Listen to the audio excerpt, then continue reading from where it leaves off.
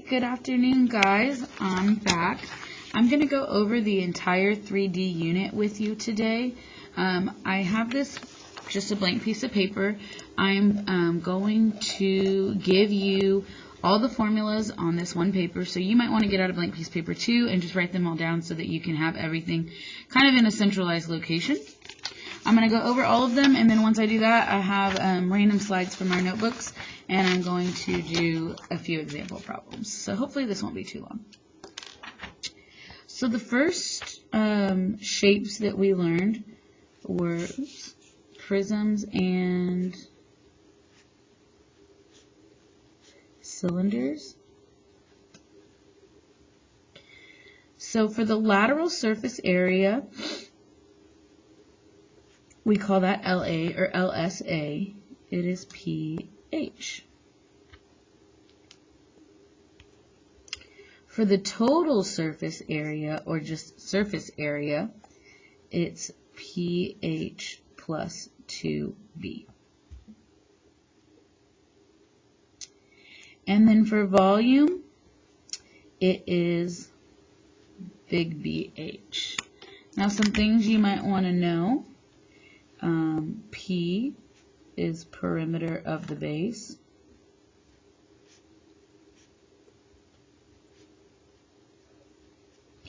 Big B is area of the base. And H is the height of the prism.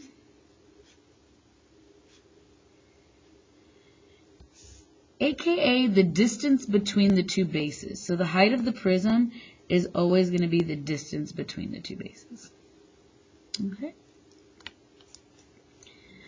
The next thing that we learned was spheres.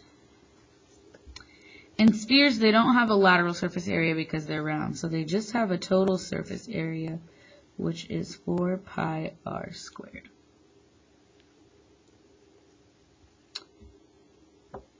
And their volume is 4/3 pi r cubed. And we should know this, but I'm going to write it. R is the radius. And if you want to draw a sphere, you would just draw a circle and then do a dot up and then dot down. And R is always going to be to the middle. Okay. Last we learned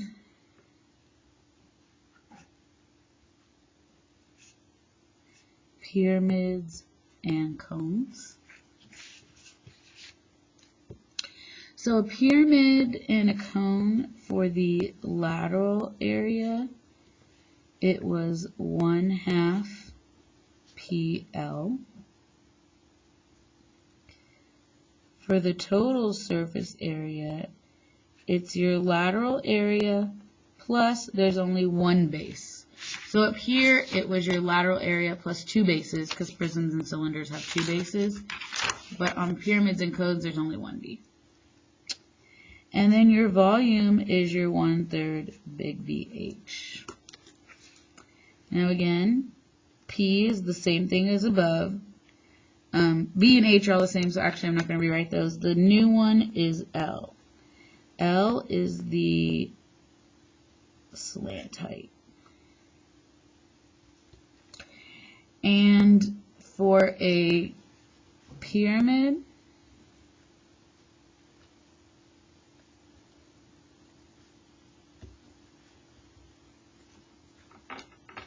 I guess we can do those. For a pyramid, your slant height is, if you were to slide down the pyramid, you wouldn't slide down that edge because that would hurt you. So you'd slide down. For a cone,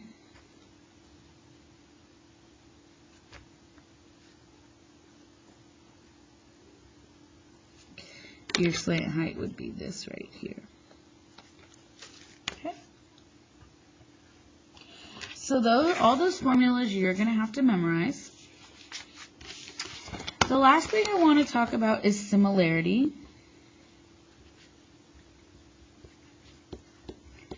So with similarity, I may do this different than your teacher, but I always make a chart.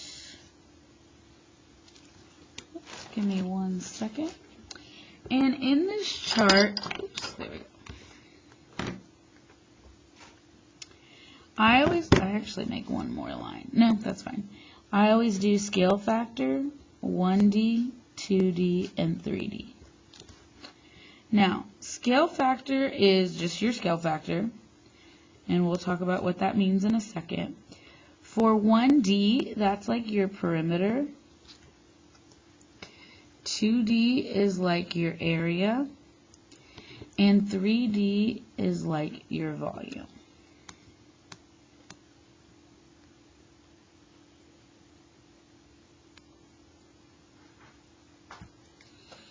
Now, for scale factor, we always do second over first. So I'm going to do some letters here, and then I'll do an example down here. So we would do second over first of your scale factor. Perimeter is going to be the same thing. Perimeter and scale, your perimeter is your scale factor. And these are all ratios, by the way. But for 2D, you are going to have to square it. So you're going to have to go b squared over a squared. And for 3D, you're going to have to cube it. b cubed over a cubed. So an example of this would be like if I said it double, your sides double every time.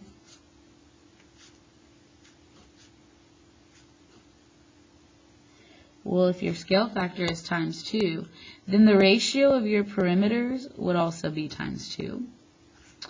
However, the ratio of your areas would be times 4 because that's 2 squared. And your ratio of your volumes would be times 8 because what's 2 cubed? Alright, so now that we have this nice pretty notes, I'll probably take a picture and send this to y'all too. I'm going to do some random examples here. Hopefully it won't take too long. So for the first one, we're going to deal with prisms. So I know I gave you this fancy right here, these fancy formulas for prisms. However, a rectangular prism, well, hold on. For lateral and surface area, you need to know these. But for volume, we're going to talk about something different. So to find the for a prism, I'm always going to give you what the base is. If I don't, then you're always going to assume the base is what's on the bottom. So again, usually I'm going to tell you what I want the base to be, but if I don't, it's going to be on the bottom. So this one, lateral area is pH. The perimeter of the bottom, well, that side's 10 and that's 3, so that would be 26. And my height of my prism would be 6. So what is 26 times 6? That gives me 156 metered in its area, so it's squared. For surface area, now remember, that is just LA. I already have that answer. So 156 plus 2, my area of my base. Well, that's 10 and 3, which gives me 30. So I would just put that in the calculator, 156 plus 2 times 30, and I get 216 meters squared still, because it's still surface area. Now for volume, I know I have big VH. It's the same thing, but it's rectangular prism. Length times width times height, which is 10 times 3 times 6, which is 180 meters cubed because it's volume.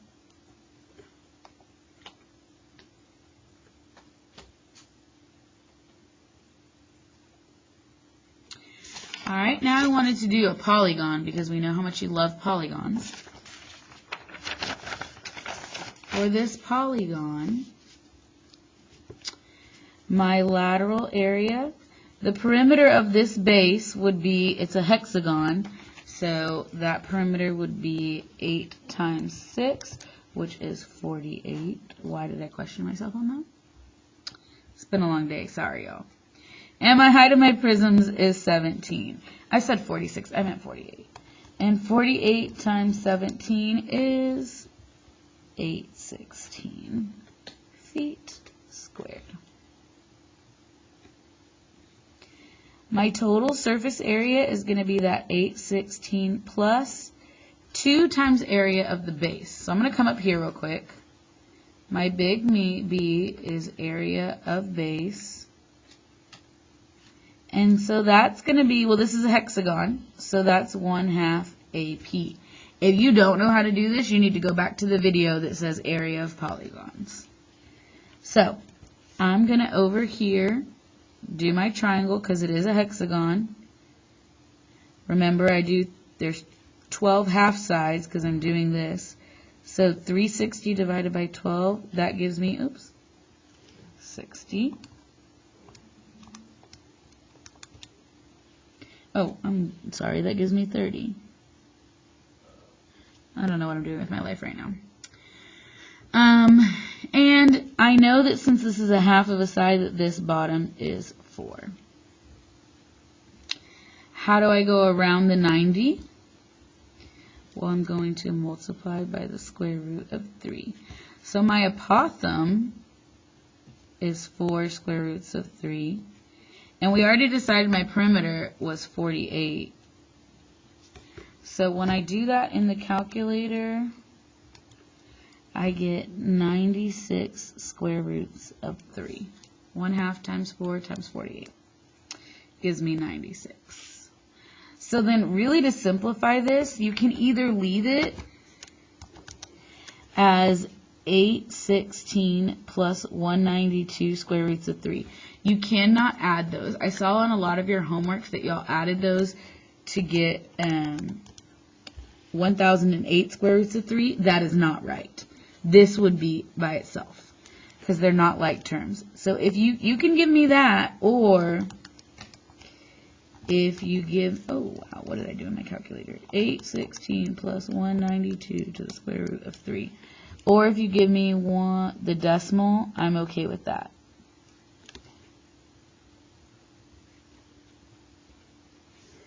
Both of these would be the same thing.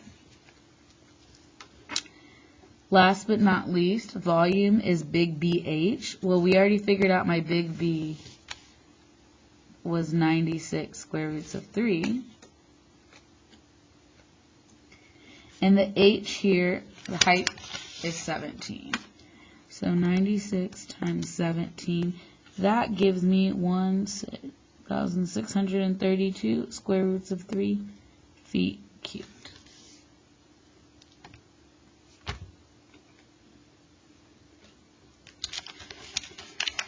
Alright, now for cylinders. Cylinders are a lot easier. For a lateral area, it's perimeter. Remember, perimeter of a circle is circumference, so that's 2 pi r, which would be 12 pi, times the height is 8. And 12 times 8 is 96 pi inches squared. Total surface area is you take that answer plus 2, my area of my base. So r is 6, so pi r squared is 36 pi. That gives me 168 pi inches squared. Last but not least, volume is big BH. Oh, I didn't need to write that again. My big B, we already talked about that, is 36 pi. My height is 8. And 36 times 8 gives me 288 pi inches cubed.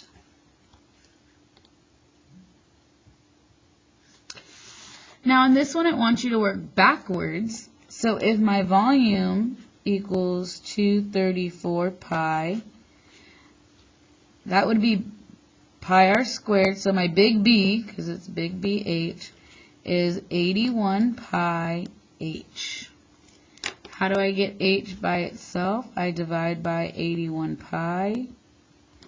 Pi's cancel, and 234 divided by 81 is, is the height equals 2.8 repeating. That's ugly.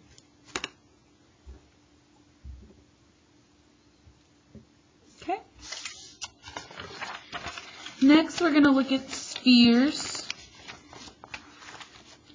So the surface area, find the surface area of this sphere, and I'm going to take it and say find the volume too. So my surface area for a sphere is 4 pi r squared. That's right here. So my r here is 4 because the diameter is 8. So my surface area would be 4 pi 4 squared. You have to do PEMDAS. You have to square it before you multiply it by 4. So 4 squared we know is 16 times 4. This would be 64 pi meters squared. Now if I asked you for volume, that's 4/3 pi r cubed. So 4/3 pi, we already said r is 4 cubed. So again, cube it first. You cube it by, on your calculator, this little caret. So 4 to the caret 3 is 64. And then you need to multiply it by 4/3. So times alpha y equals 4/3. And it gives me a fraction of 256/3 pi. If you wanted to give me that in a full decimal, that would be acceptable as well, which gives me 268.083.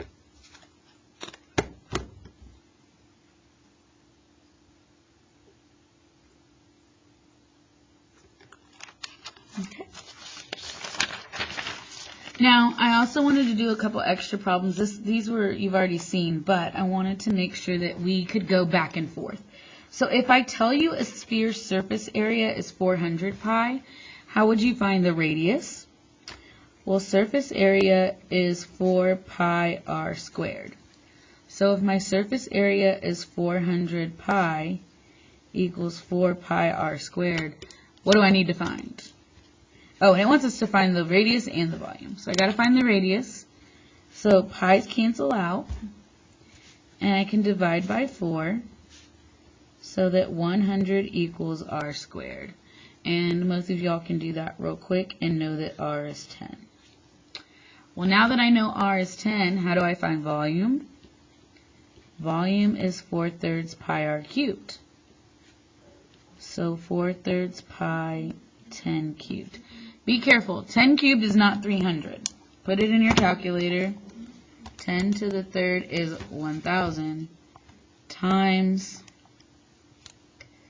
4/3 gives me,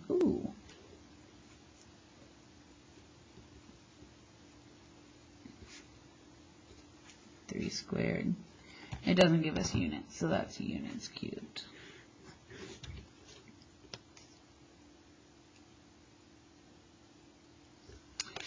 This one is kind of the same thing, but kind of backwards. A basketball can hold 420 units of air. That's the volume, 420. So volume equals 4/3 pi r cubed. So 420 equals 4/3 pi r cubed. And it wants to know the surface area. Well, surface area is 4 pi r squared. What do I need to know in order to find the surface area? The radius. So I have to find r. So the first thing I'm going to do here is get rid of this fraction. I'm going to multiply both sides by 3. So then I get 1260, right? Okay. Equals 4 pi r cubed. There's no pi here, so I can't cross them out. So what I'm going to have to do is divide by 4 pi. Divide by 4 pi. Now in your calculator, please do this in alpha y equals, because if you don't, watch the difference. And then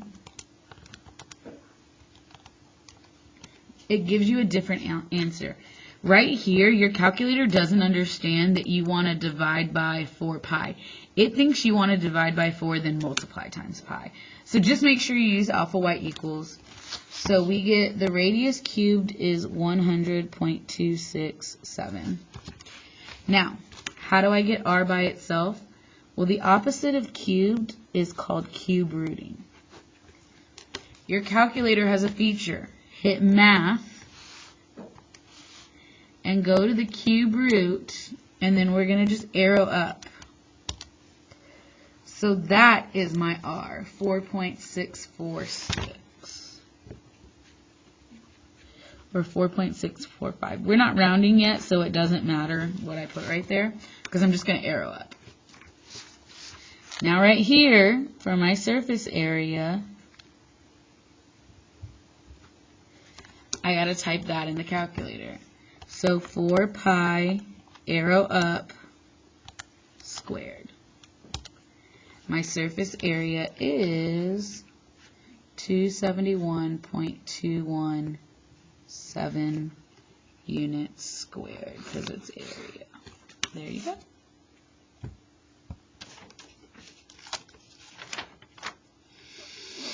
Only 10 more minutes, hopefully. All right. Now remember pyramids and cones. These were our formulas. Cameron Rob, you're needed at the front door. Cameron Rob, your party is waiting at the front door. Sorry about that.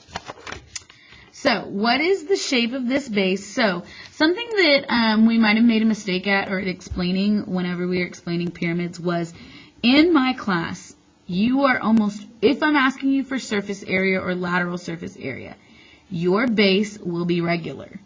Okay, we could not figure this out if it wasn't a square. So this is a square base. I'm not going to draw it. I'm just going to write square for y'all. Okay, now the perimeter of that base, that means all the sides are then 10. So my perimeter is 40 meters. This is your L, your slant height. Remember I told you you're going to slide down the pyramid. You don't want to slide down the edge because that'll hurt your butt. So we slide down the middle, so that slant height is 12 meters. Area of the base, that's going to be 10 times 10, which is 100 meters squared.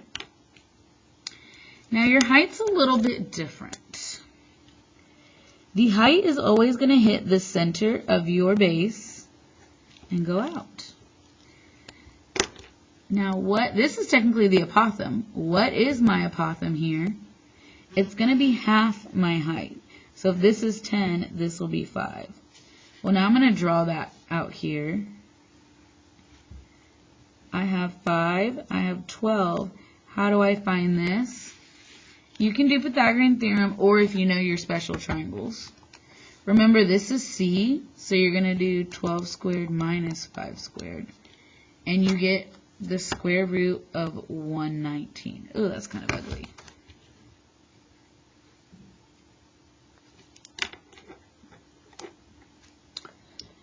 Now my lateral area. Remember, lateral area is pH. So we already have the perimeter is 40, and we have the height is, no, I'm sorry. Ooh, I was doing the wrong thing. Sorry, lateral surface area is not pH. Where is my whiteout? It is 1/2 PL. Forgive me. I blame star testing. So we need 1/2. The P was right. My L is, ooh, I messed that one up big time, is 12. So we're going to do 1/2 times the perimeter times the L, which is 12. And I get 240 meters squared. Now my SA is the pH plus the area of the base, because remember there's only one base, there's not two, so you just add the 1. So my area of the base we said was 100, so that gives me 340 meters squared. Volume is 1/3 big B, so that's 100. Oh. And H, which is the square root of 119. This is really complicated. It's going to give you an ugly number, so just give me the rounded answer, which would be 1/3 times 100 times the square root of 119, and that gives me that beautiful number, 363.624 meters cubed. And that's how you would find for a pyramid. Now keep in mind, I could change this to a equilateral triangle. It might be a regular hexagon or a regular octagon or a regular pentagon. You would just have to find the area of the base. Cones, I like cones a lot. Cones are pretty easy. So something you need to know real quick is my radius. If the diameter is 16, the radius is 8. For perimeter of the base, that would be 2 pi r, which is 16 pi units. For my L, it gives me the L, it's the slant height, so that's 10 units. Area of the base, it's a circle, so that's pi r squared, which would be 64 pi units squared. Now my height, if my radius is 8 and my slant is 10, what is my height going to be? Again, you can do Pythagorean theorem, or most of you should just know that that's a 3, 4, 5 triangle. Lateral surface area, that's the same thing as LA. It's 1/2 my P, which is 16 pi, and my L, which is 10. When I do that, I get 80 pi units squared. SA is my LA plus my area of my base. So that's 64 pi. And I can add them together because they both have pi's. So when I do that, I get 144 pi units squared. Last but not least, my volume is 1/3 big V, which is 64 pi. H, which is 6, and I don't know that. Oh, maybe. Gives me 128 pi units cubed. So cones should be relatively easy if you can remember those formulas. And again, I marked them for you in here. Alright. Real quick, I just want to go over a cross section. If I were to take the horizontal cross section, that would mean I would cut it horizontally. What would you see if you were a bird? You would see a circle and a circle. What about if I cut it vertically? What would you see if you were standing on the end and you could only see 2 dimensions? You would see a rectangle and another rectangle with a gap. The other way that I describe it is if you cut it and then you stamp it, whatever you cut, you stamp on the page. That's another example. Alright, what about here? What if I cut it vertically? I would just see a pentagon. Ooh, that was an ugly pentagon. Apologize. Alright, for rotational, if I rotate this around G, what shape do I create? If it's going and going and going, it'll eventually create a cone. And my cone will have a height of 6, a slant height of 10, and what would be my radius? 8, because it's 3, 4, 5. Right here, if I rotate this around and around and around, it'll create a sphere. And the only thing you need for a sphere is the radius, which I gave you was 4. Alright.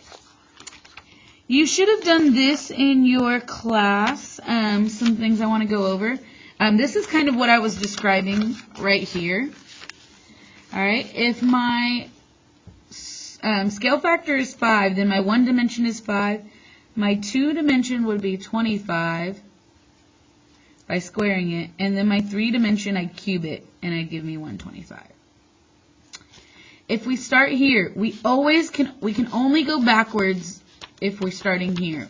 We can never go forward from these 2 columns. So here I have to go backwards. If I know it's 36, then it's 6. Now I can go there. And 6 cubed is 216. With a fraction, that one would give me a weird number because that's cube. From here, you have to cube root it. And I'm pretty sure 100 does not have a cube root. Yeah, it doesn't, so I'm not going to worry about that one. Let's do this one, though. I like this one. From this one, I have to go back because I can't go, these two you can't go in between. So the cube root of 27 over 64, I'm going to hit math, go to cube root, 27 over 64, and that gives me 3/4. So if this is 3/4, what's this? It is 9 over 16. Oh, we're almost done. We're almost done. Okay, I'm just going to answer these questions on the back real quick, and then we'll be done, because I know there was some confusion about that. Two similar solids have surface areas of that. So if I do my chart, 1D, 2D, and 3D, surface areas, this is perimeter area volume. Surface area is your 2D. So I'm going to do, remember, scale factor is second over first. So 2601 over 1521. Remember, you can't go in between these two, so you have to go back here. To go back one, I'm going to square root it. So the square root of 2601 divided by 1521 gives me 17 over 13. Now, how do I go to the 3D? I cube it. So I'm going to take that right there and raise it to the third power. And I get 4,913 over 2,197. The question says the volume of the larger one is 4,913. What is the volume of the smaller one?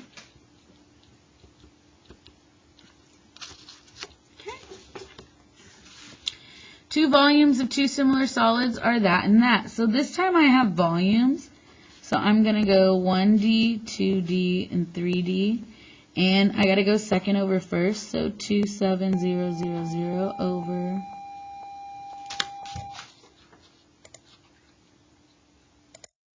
Okay. Oops, sorry. Where was I? Okay, so now I'm going to divide these. I'm going to do 27,000 or 2,700. 27,000 divided by 1728. And, oh, I need to cube root that because those are the volumes. So let me go back. Nope, I need to do math. Alpha y equals 27,000, 1728. And I get 5 over 2. All that work for 5 over 2. What is the scale factor used to make the larger solid? So all I wanted was the scale factor, which is the same thing as 1D. Because remember, they're the exact same. So the answer is 5 over 2. How much larger is the volume of a cylinder when you quadruple the radius of the base? Whoa. How much larger is the volume of a cylinder? Okay. So, this one's a little bit tricky because I'm quadrupling. So that's my scale factor, right? That's my 1D. And quadrupling is times 4. Now, if I'm quadrupling if I was quadrupling everything, I would go to the volume column. However, I'm only quadrupling the radius. Now, I want you to think about it. How many dimensions is a radius? And you're probably thinking, well, duh, it's a radius. That's one dimension. That's just the radius. But if you think about the formula, pi r squared h, the radius is squared. So how many dimensions is it really? 2. The radius is really 2 dimensions. And if the radius is 2 dimensions, if it's times 4, what is it really doing to your volume? You square it. It's 16 times larger. So whatever your volume of your first cylinder, the new cylinder would be 16 times that big. All right, right here, how much larger is the volume of, so hold on, 1D, 2D, and 3D. Volume of a triangular prism when you double the height. So if I draw a triangular prism, all right, I'm doubling the height. So here's my height. How many dimensions is a height? It's only one dimension because it's still over here. So if I am doubling the volume of the height, how many dimensions did I say I was changing? Only one. So I would only be doubling the volume of the prism. I know that can get a little bit confusing. All right. Good luck on your mixed practice, and feel free to comment or send me messages on Remind if you have questions. Thank you.